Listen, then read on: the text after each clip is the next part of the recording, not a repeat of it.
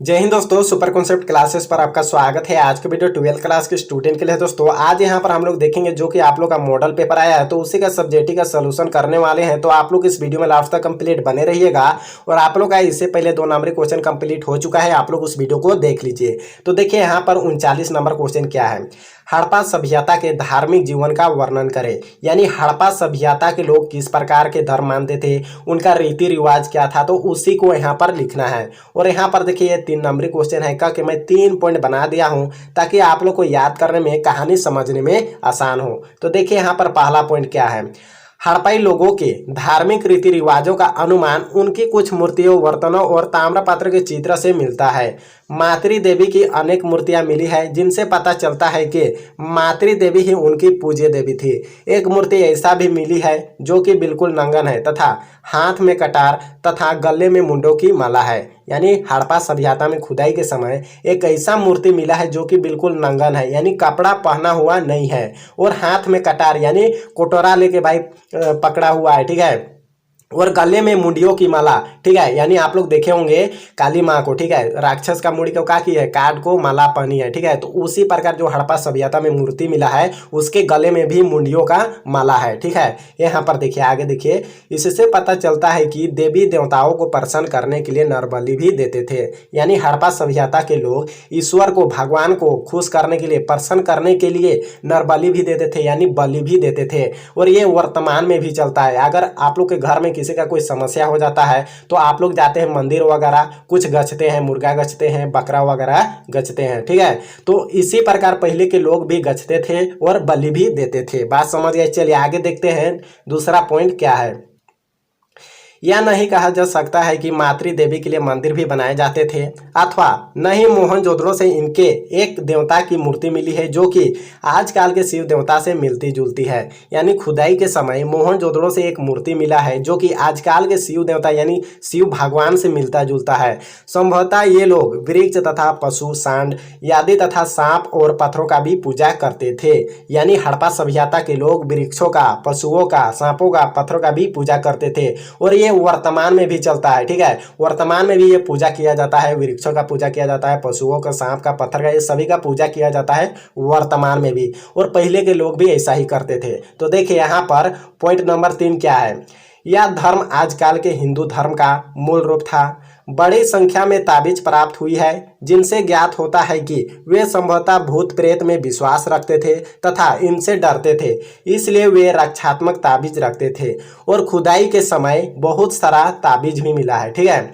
और ये लोग, हड़प्पा सभ्यता के लोग, भूत प्रेत में विश्वास रखते थे, भूत प्रेत से डरते थे, इसलिए अपना सुरक्षा के लिए, अपना रक्षात्मक के लिए ये लोग ताबीज भी पहनते थे। और ये वर्तमान में भी होता है, ठीक है। मान के चलिए आप लोग का घर में किसी को कुछ बीमार हो जाता है तो आप लोग सोचते हैं नहीं भाई इसको तो भूते पकड़ दिया है, और आप लोग भगत मती करवाते हैं और ताबीज वगैरह भी पहनते होंगे।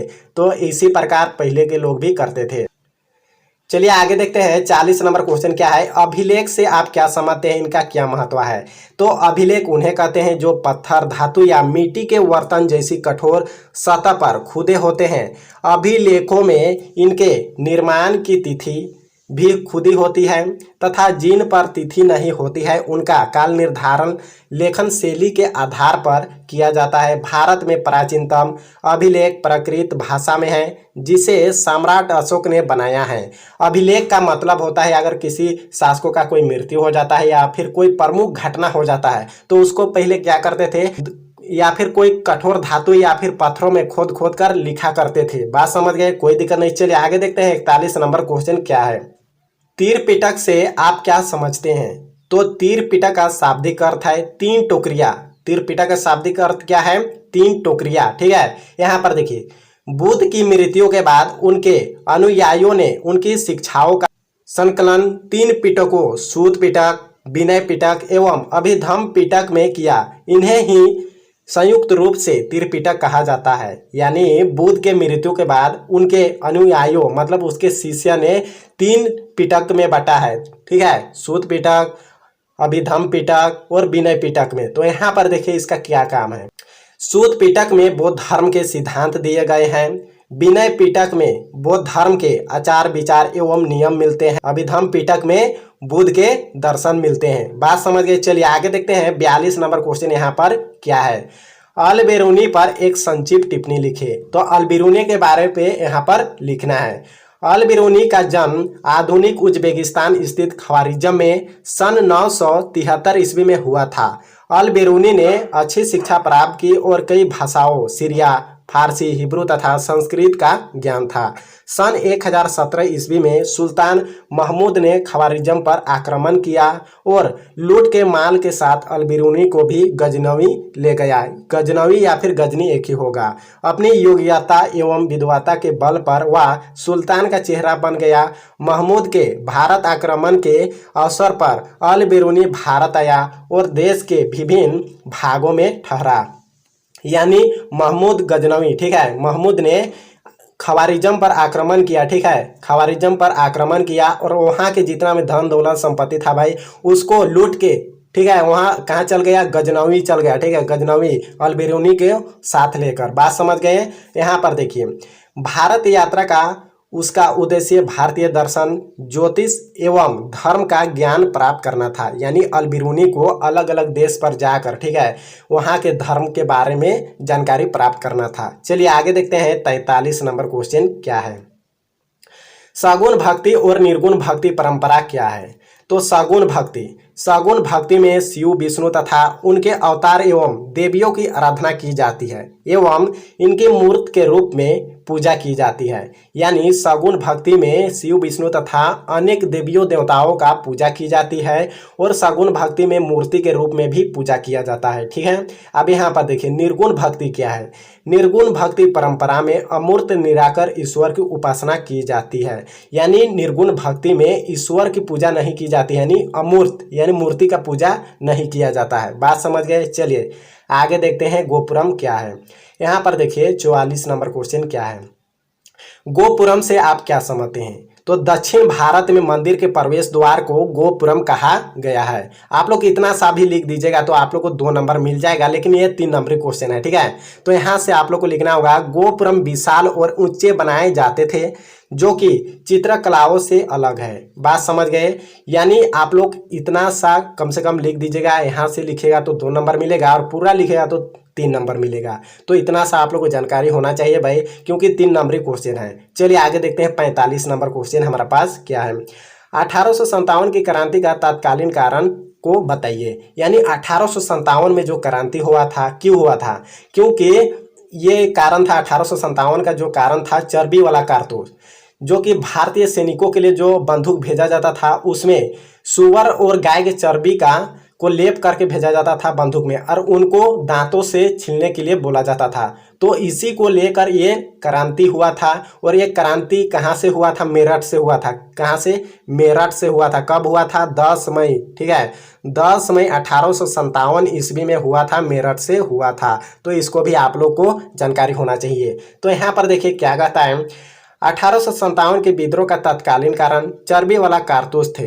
इन्हें प्रयोग करने से पहले दांतों से छीलना पड़ता था। यानी जो बंदूक भेजा जाता था भारतीय सैनिकों के लिए उसको दांतों से छुड़ाना पड़ता था, ठीक है। अफवाह थी कि इन पर गाय तथा सुअर की चर्बी लगी है।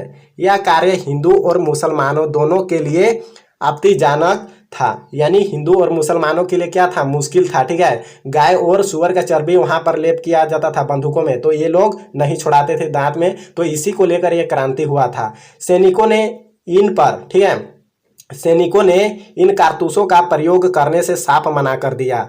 विद्रोह पर उतर आए, ठीक है। यानी सैनिकों के लिए जो बंदूक भेजा जाता था उसमें सुअर और गाय का चर्बी को लेप करके भेजा जाता था, ठीक है। और सैनिकों ने भाई उसको नहीं छुड़ाया दांत से, इसलिए ये क्रांति शुरू हुआ था। बात समझ गए। कहाँ से हुआ था, मेरठ से हुआ था। कब हुआ था, 10 मई 1857 ईस्वी में हुआ था। चलिए आगे देखते हैं 46 नंबर क्वेश्चन क्या है। बादशाह और बेसहारा से आप क्या समझते हैं। तो यहाँ पर देखिए बादशाह सूफी संत गरीबी का जीवन व्यतीत करने में विश्वास नहीं रखते थे। उनमें से अनेक से सल्तनत की राजनीतिक में भाग लिया और सुल्तानों एवं अमीरों से मेलजोल स्थापित किया। ऐसे सूफी संत कभी कभी दरबारी पद, भी स्वीकार कर लेते थे। बात समझ गई। ये हो गया बासरा, ठीक है, या फिर बेसरिया। अब यहाँ पर देखिए बेसरिया क्या है। यहाँ पर देखिए बेसरिया या फिर बेसरा एक ही होता है, ठीक है।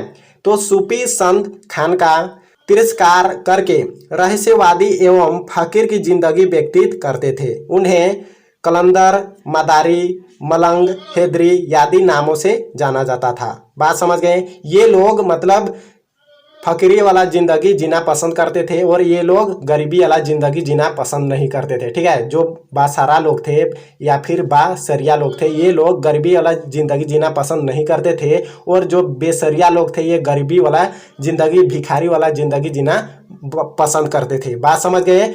और आप लोग के लिए भाई ये है 5 नंबरी क्वेश्चन, ठीक है। और ये 5 नंबरी क्वेश्चन के हम लोग अगले वीडियो में पढ़ेंगे, क्योंकि बहुत लंबा वीडियो बन जाएगा। और एक स्टूडेंट ने कमेंट किया था, ठीक है, आप कॉपी करके पढ़ाते हैं, ठीक है। अगर मैं कॉपी करके पढ़ाता हूं भाई, तो ये सब क्या है, ये सब आप लोग के लिए मैं टाइपिंग करता हूँ। इतना मेहनत से मैं आप लोग के लिए टाइपिंग करता हूँ, क्या आसानी से थोड़ी हो जाता है। कॉपी करके मैं नहीं पढ़ाता हूँ, ठीक है।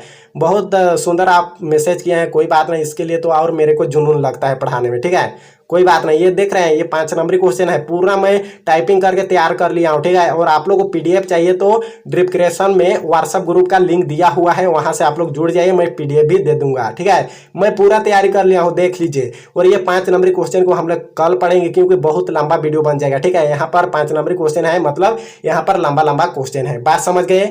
तो ये वीडियो को ज्यादा से ज्यादा अपने दोस्तों के पास शेयर करें, और चैनल पर नए हैं तो चैनल को भी फटाफट सब्सक्राइब कर लीजिए। तो अगले वीडियो मिलते हैं। जय हिंद, जय भारत।